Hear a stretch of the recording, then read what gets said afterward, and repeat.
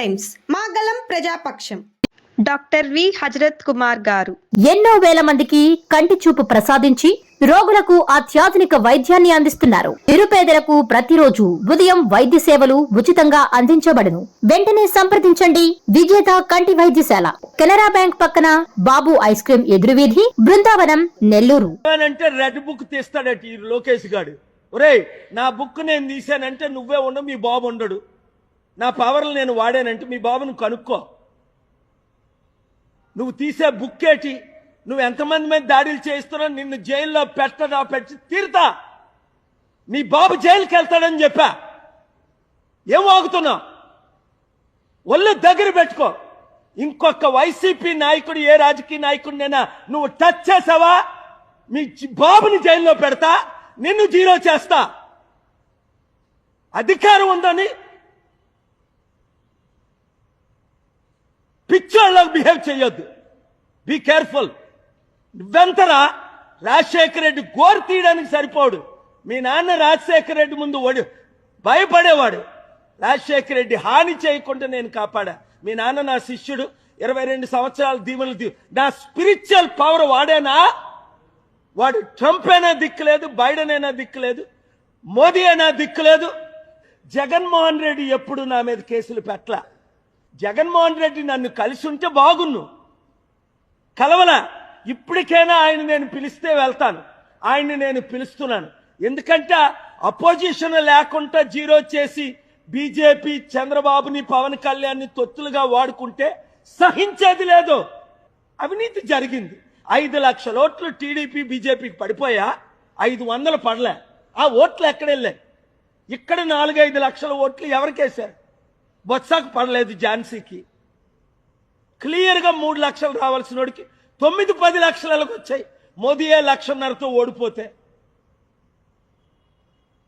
కళ్ళకు కనబడుతున్నాయి, చెవులకి. పోనీ గెలిచాడు రా, ఒక 50,000 లక్ష అంటే బాగుంది. 3 లక్షలతో 4 లక్షలు వచ్చాయంటే ఆ బాలకృష్ణ ముఖం చూసేశారా? చంద్రబాబు నాయుడు ముఖం చూసేశారా? భరత్ ముఖం చూసేశారా? 5 లక్షల క్రైస్తవ ఓట్లు, బీసీల ఓట్లు. క్రైస్తవులే 5 లక్షల ముస్లిమ్స్. 20 లక్షల ఓట్లు ఉన్నాయి వైజాగ్లో. నేను వెళ్ళిపోతాను, నన్ను పంపేద్దాం, నన్ను రెచ్చగొట్టారు, తేల్చుకుంటాం ప్రతి ఒక్కడితోని. ఈ రాష్ట్రం, ఈ దేశాన్ని రక్షించేదాకా నేను పోరాడతా. చిత్తశుద్ధున్న నాయకులందరూ నాతో కలవండి. అంబేద్కర్ ఆశయాలు నెరవేర్దాం. ఈ ప్యాకేజ్ స్టార్లైన ఈ పవన్ కళ్యాణ్ని, ఈ చిరంజీవిని, వీళ్ళందరినీ మర్చిపోదాం.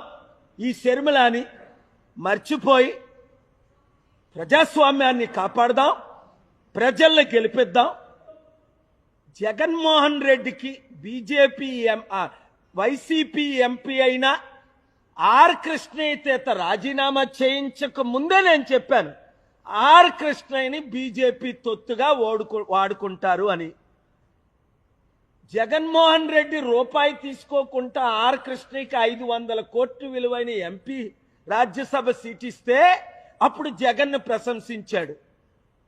ఇప్పుడు బీజేపీ దగ్గర 1,500 కోట్లు డీల్కి ఇప్పుడు తెలంగాణ, ఆంధ్రప్రదేశ్ రాష్ట్రంలో ప్యాకేజ్ స్టార్లైన శర్మిల, పవన్ కళ్యాణ్ లాగే చిన్నోడు ఒకడు కొత్తోడు వచ్చాడు. ఆడి పేరు తీర్మాన్ మల్లన్న. వాడి మీద అనేక రౌడీ షీటర్ కేసులు ఉన్నాయి.